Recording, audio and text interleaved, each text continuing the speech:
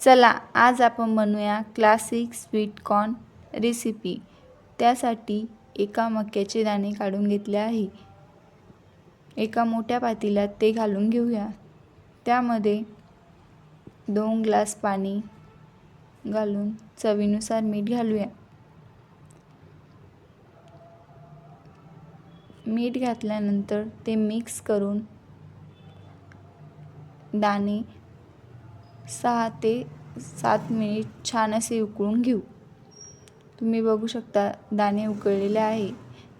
ते एका चाळणीमध्ये काढून घेऊ। कढईमध्ये 1 चमचा तेल व उकळलेले दाणे घालून घेऊया। ते 3 ते 4 मिनिट परतून घेऊ। 3 ते 4 मिनिट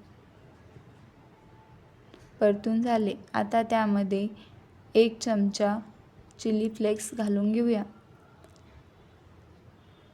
चिली फ्लेक्स घातल्यामुळे दाण्यांना खूप छान अशी टेस्ट येते।